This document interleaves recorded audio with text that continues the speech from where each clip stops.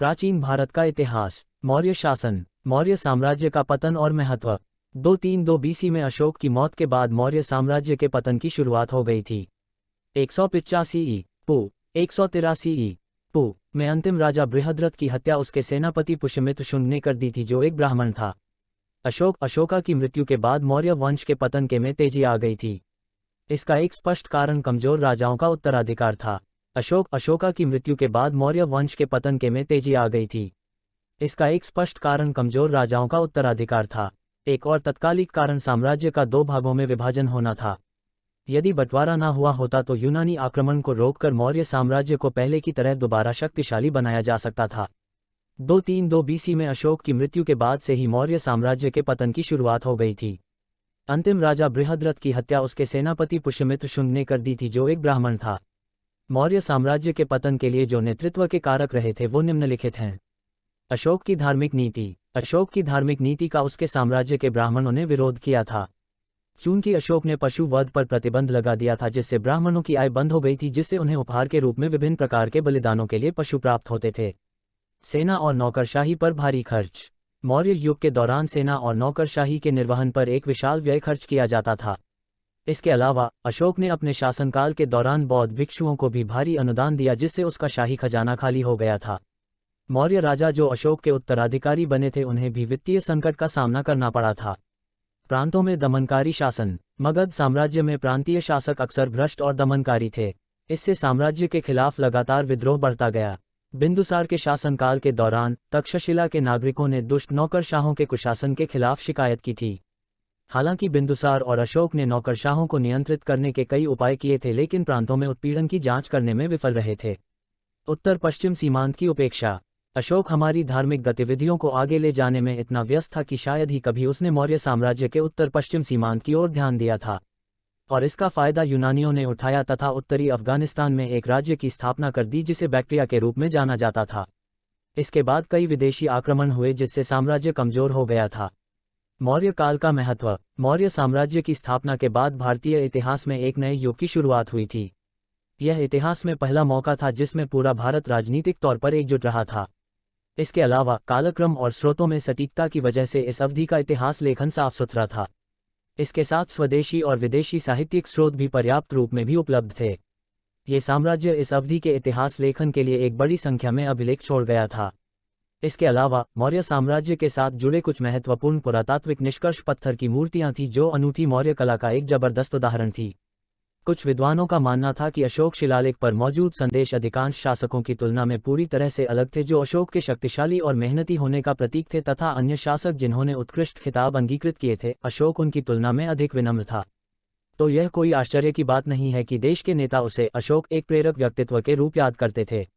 मौर्य इतिहास के स्रोत। मौर्य साम्राज्य की नींव ने भारत के इतिहास में एक नए युग का प्रारंभ किया। पहली बार भारत ने राजनीतिक समानता को प्राप्त किया। इसके अलावा इस युग से इतिहास लिखना अब और भी ज्यादा आसान हो गया, क्योंकि अब घटनाक्रम व स्रोत बिल्कुल सटीक थे। स्वदेशी और विदेशी स्रोतों के अलावा इस युग का इतिहास लिखने के लिए कई शिलालेखों के दस्तावेज भी उपलब्ध हैं। समकालीन साहित्य और पुरातात्विक खोज इसकी जानकारी के लिए अत्यंत महत्वपूर्ण हैं। मौर्य इतिहास के बारे में दो प्रकार के स्रोत उपलब्ध हैं, एक साहित्यक है और दूसरा पुरातात्विक है। साहित्यक स्रोतों में कौटिल्य का अर्थशास्त्र, विशाखा दत्ता का मुद्रा राक्षस, मेगास्थेनेस की इंडिका, बौद्ध साहित्य और पुराण हैं। पुरातात्विक स्रोतों में अशोक के शिलालेख और अभिलेख और वस्तुओं के अवशेष जैसे चांदी और तांबे के छेद किए हुए सिक्के शामिल हैं। एक साहित्यक स्रोत। एक कौटिल्य अर्थशास्त्र। ये पुस्तक कौटिल्य चाणक्य का दूसरा नाम के द्वारा राजनीति और शासन के बारे में लिखी गई है। ये पुस्तक मौर्य काल के आर्थिक और राजनीतिक स्थिति के बारे में बताती है। कौटिल्य चंद्रगुप्त मौर्य, मौर्य वंश के संस्थापक, का प्रधानमंत्री था। बी मुद्रा राक्षस। ये पुस्तक गुप्ता काल में विशाखा दत्ता द्वारा लिखी गई। ये पुस्तक बताती है कि किस तरह चंद्रगुप्त मौर्य ने सामाजिक आर्थिक स्थिति पर रोशनी डालने के अतिरिक्त चाणक्य की मदद से नंद वंश को पराजित किया था।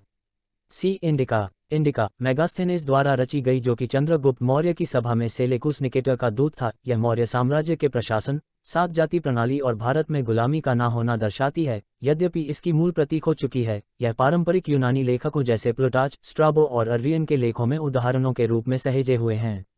डी बौद्ध साहित्य जैसे जातक मौर्य काल के सामाजिक आर्थिक स्थिति के बारे में बताता है, जबकि बौद्ध वृत्तांत महावंसा और दीपवंसा अशोक के बौद्ध धर्म को श्रीलंका तक फैलाने की भूमिका के बारे में बताते हैं। दिव्यवदम तिब्बत बौद्ध लेख अशोक के बौद्ध धर्म का प्रचार करने के योगदान के बारे में जानकारी देते हैं।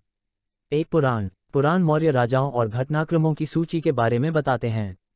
पुरातात्विक स्रोत अशोक के अभिलेख भारत के विभिन्न उपमहाद्वीपों में शिलालेख, स्तंभ लेख और गुफा शिलालेख के रूप में पाए जाते हैं। इन अभिलेखों की व्याख्या जेम्स प्रिंकेप ने 1837 ईस्वी में किया था। ज्यादातर अभिलेखों में अशोक की जनता को घोषणाएं हैं, जबकि कुछ में अशोक के बौद्ध धर्म को अपनाने के बारे में बताया गया है। वस्तु अवशेष जैसे NBPW उत्तरकाल के पोलिश के बर्तन, चांदी और तांबे के छेद किए हुए सिक्के मौर्य काल पर रोशनी डालते हैं। अशोक के अभिलेखों और उसकी जगह के बारे में एक छोटा विवरण नीचे दिया गया है। अशोक के राजाज्ञा और शिलालेख।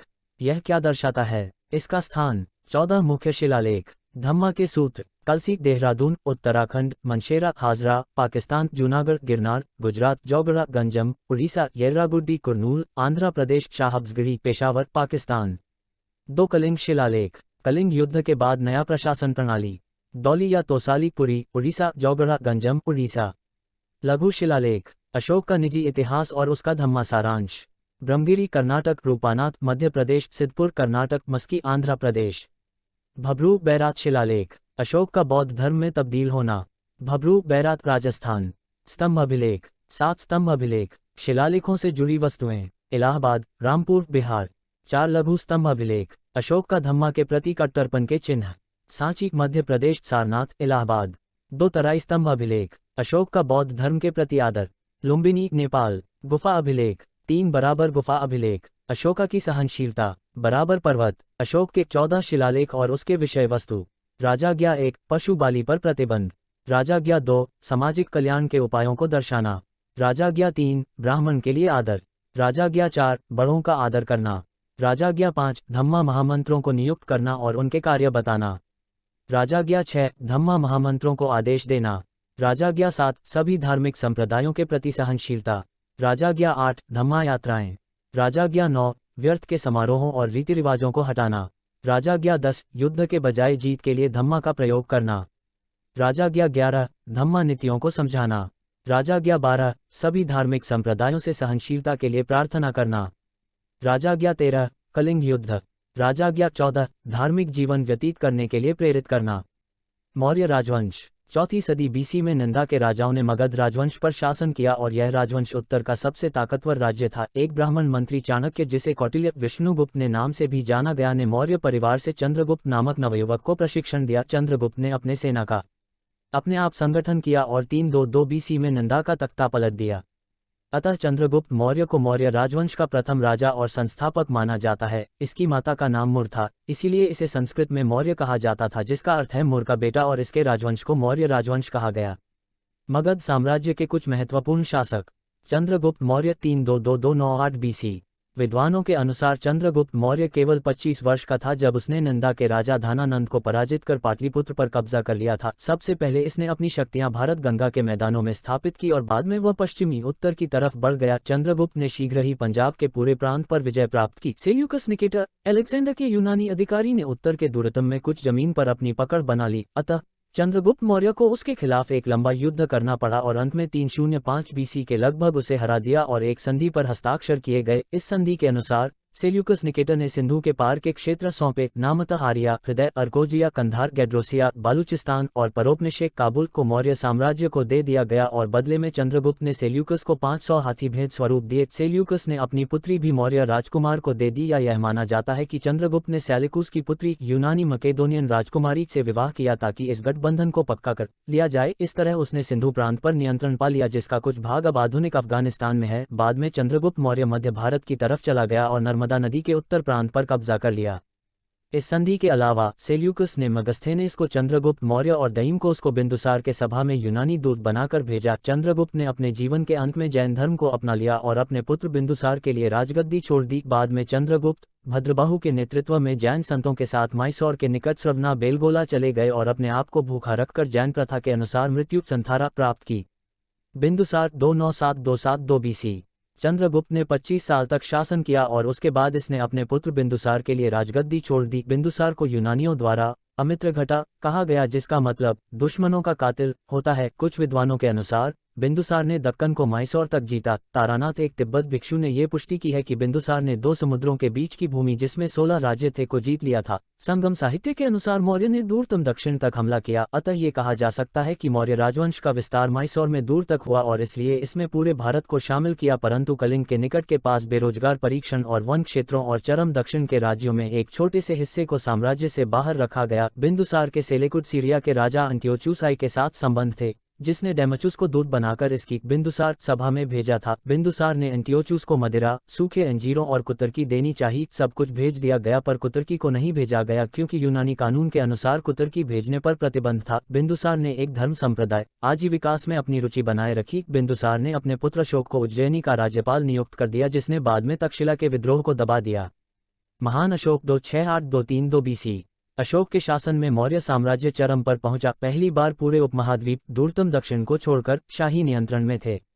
अशोक के राजगद्दी पर बैठने 273 BC और उसके वास्तविक राजतिलक 269 BC के बीच 4 साल का अंतराल था। अतः उपलब्ध साक्ष्यों से यह पता चलता है कि बिंदुसार की मृत्यु के बाद राजगद्दी के लिए संघर्ष हुआ था। हालांकि अशोक का उत्तराधिकारी बनना एक विवाद था। अशोक के शासन की सबसे महत्वपूर्ण घटना उसका कलिंग के साथ 261 BC में विजयी युद्ध था। युद्ध के असली कारणों का कोई साक्ष्य मौजूद नहीं था, परंतु दोनों तरफ भारी नुकसान हुआ था। अशोक इन घावों से दुखी था और उसने खुद युद्ध के परिणामों का उल्लेख शिलालेख 13 में किया था। युद्ध के समाप्त होने के ठीक बाद मौर्य समाज से कलिंग को जोड़ लिया और आगे कोई भी युद्ध न करने का निश्चय किया। कलिंग युद्ध का एक अन्य सबसे महत्वपूर्ण परिणाम था अशोक का बौद्ध भिक्षु उपगुप्ता से प्रभावित होकर बौद्ध धर्म को अपना लेना। अशोक ने जबकि एक बड़ी और ताकतवर सेना को शांति और सत्ता के लिए बनाए रखा, उसने अपने दोस्ताना रिश्ते एशिया और यूरोपे के पार भी बनाए और बौद्ध धर्म के प्रचारक मंडलों को आर्थिक संरक्षण भी दिया। अशोक ने चोल और पांड्य के राज्यों और यूनानी राजाओं द्वारा शासित 5 प्रदेशों में धर्म प्रचारक मंडल भेजे। इसने सीलोन और सुवर्णभूमि, बर्मा और दक्षिण पूर्व एशिया के हिस्सों में भी धर्म प्रचारक मंडल भेजे। महेंद्र तिवला केवल एक जिसका अभिलेखों में उल्लेख किया गया है। कुणाल और तालुक अशोक के पुत्रों में विशिष्ट थे। इसकी 2 पुत्रियां संघमित्रा और चारुमती थीं।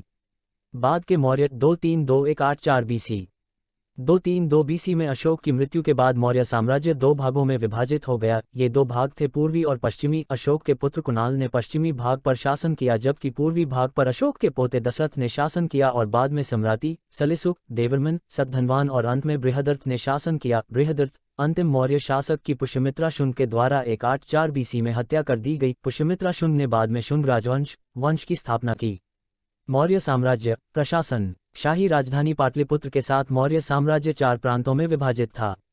अशोक के शिलालेखों से प्राप्त 4 प्रांतीय राजधानियों के नाम तोसलीक पूर्व में, उज्जैन पश्चिम में, स्वर्णागिरी दक्षिण में और तक्षशिला उत्तर में थे। संरचना के केंद्र में कानून बनाने की शक्ति राजा के पास होती थी। जब वर्णों और आश्रमों पर आधारित सामाजिक व्यवस्था जीवन चक्र समाप्त होती थी तो तब कौटिल्य राजा को धर्म का प्रचार करने की सलाह देता था। पाटलिपुत्र की शाही राजधानी के साथ मौर्य साम्राज्य 4 प्रांतों में विभाजित था। अशोक के शिलालेखों से प्राप्त 4 प्रांतीय राजधानियों के नाम तोसलीक पूर्व में, उज्जैन पश्चिम, स्वर्णागिरी दक्षिण में और तक्षशिला उत्तर में थे। मैग्स्थनीज के अनुसार साम्राज्य के प्रयोग के लिए 600 पैदल सेना, 30,000 घुड़सवार सेना और 9,000 युद्ध हाथियों की सामरिक सेना थी। आंतरिक और बाह्य सुरक्षा के उद्देश्य के लिए एक विशाल जासूस प्रणाली थी जो अधिकारियों और दूतों पर नजर रखती थी। राजा ने चरवाहों, किसानों, व्यापारियों और कारीगरों आदि से कर लेने के लिए अधिकारियों को नियुक्त किया था। राजा प्रशासनिक अधिरचना का केंद्र होता था और मंत्रियों और उच्च अधिकारियों की नियुक्ति राजा करता था। प्रशासनिक ढांचा इस प्रकार था। राजा को मंत्री परिषद, मंत्रियों की परिषद द्वारा सहायता प्राप्त होती थी, जिसके सदस्यों में अध्यक्ष और निम्नांकित सदस्य शामिल होते थे। युवराज, पुरोहित, मुख्य पुजारी, सेनापति, प्रमुख कमांडर, अमात्य, सिविल सेवक और कुछ अन्य मंत्रीगण।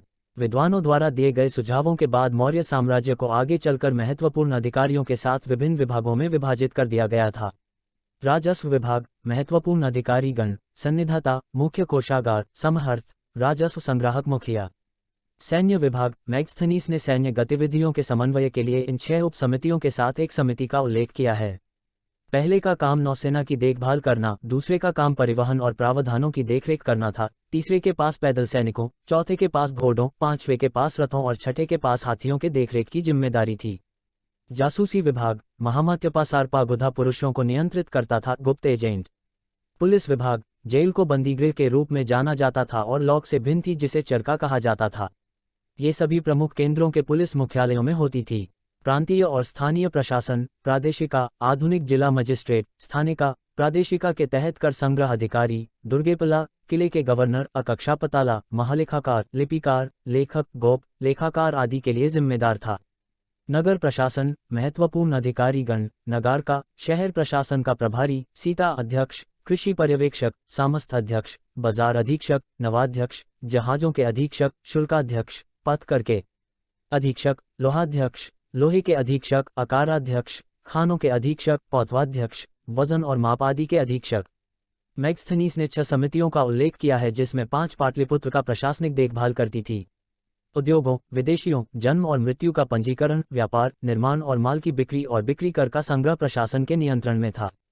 Ashok the great 268-232 BC। Ashoka Bindusara का बेटा था। अपने पिता के शासन के दौरान वह तक्षशिला और उज्जैन का राज्यपाल था। अपने भाइयों को सफलतापूर्वक हराने के बाद अशोक 268 BC के लगभग सिंहासन पर बैठा। अशोक के राजगद्दी पर पद ग्रहण 273 BC तथा उसके वास्तविक राज्याभिषेक 268 BC में 4 साल का अंतराल था। अतः उपलब्ध साक्ष्यों से यह पता चलता है कि बिंदुसार की मृत्यु के बाद राजगद्दी के लिए संघर्ष हुआ था। अशोक का परिवार। अशोक की मां का नाम सुभद्रंगी था। उसकी पत्नी का नाम देवी या वेदिसा था, जो कि उज्जैनी की राजकुमारी थी। उसकी 2 अन्य पत्नियों के नाम असंध्यमित्रा व करुवकी थे। महेंद्र, तिवारा सिर्फ एक जिसका अभिलेख में वर्णन किया गया है। कुणाल और तलुका अशोक के मुख्य बेटों में थे। इसकी 2 बेटियां संघमित्रा व चारुमती थीं। कलिंग के साथ युद्ध। अशोक ने कलिंग पर अपने शासनकाल के 9वें साल में जीत हासिल की। कलिंग वर्तमान ओडिशा था। अशोक ने कलिंग पर उसके युद्ध कौशल क्षेत्र की वजह से आक्रमण किया। कलिंग युद्ध एक भयावह घटना थी जिसका उल्लेख शिलाराजाज्ञा में किया गया है। लगभग 1.5 लाख लोग घायल हुए जबकि कई हजार लोग युद्ध के दौरान मारे गए। इस भयावह घटना ने अशोक पर गहरा प्रभाव डाला और उसके हृदय को परिवर्तित कर दिया। उसने कभी युद्ध न करने की शपथ ली। उसने अब दिग्विजय के ऊपर धर्मविजय को वरीयता दी। इतिहास में अशोक का स्थान। अशोक ने लोगों को जियो व जीने दो सिखाया। उसने जानवरों के प्रति सहानुभूति पर बल दिया। उनकी शिक्षा ने पारिवारिक संस्था तथा वर्तमान सामाजिक वर्ग पर बल दिया। अशोक देश में राजनीतिक एकीकरण लाए। उसने इन्हें एक धर्म, एक भाषा तथा व्यवहारिक दृष्टि से एक लिपि जिसे ब्रह्मी कहा गया में सीमित किया, जिसका इस्तेमाल अशोक के अभिलेख में किया गया है। अशोक ने अपने उत्तराधिकारियों को विजय व आक्रमण की नीति को त्यागने के लिए कहा। अशोक व बौद्ध धर्म। अशोक ने बौद्ध धर्म को अपने शासनकाल के 9वें साल में एक भिक्षु लड़का जिसका नाम निग्रोध से प्रेरित होकर समाविष्ट किया। अशोक ने बौद्ध धर्म को उपगुप्ता नामक बौद्ध भिक्षु से प्रभावित होकर समाविष्ट किया। अशोका ने अपने भब्रू राजाज्ञा में कहा है कि उसे बौद्ध, संघ तथा धम्मा पर पूर्ण विश्वास है। उसने अपने संदेशों को जन जन तक पहुंचाने के लिए उन्हें शिला राजाज्ञा तथा स्तंभ राजज्ञों पर उत्कीर्ण करवाया। अशोक ने शांति तथा सत्ता बनाए रखने के लिए एक बड़ी और शक्तिशाली सेना बनाई। अशोक ने अपने दोस्ताना संबंध एशिया, यूरोप के अन्य राज्यों तथा आर्थिक संरक्षित बौद्ध धर्म मंडलों से बढ़ाए। चोल तथा पांड्य राज्यों और ग्रीक राजाओं द्वारा शासित 5 राज्यों में अशोक द्वारा धर्म प्रचारक मंडल भेजे गए। उसने केलोन और सुवर्णभूमि, बर्मा और दक्षिण पूर्व एशिया के कई भागों में भी धर्म प्रचारक मंडल भेजे।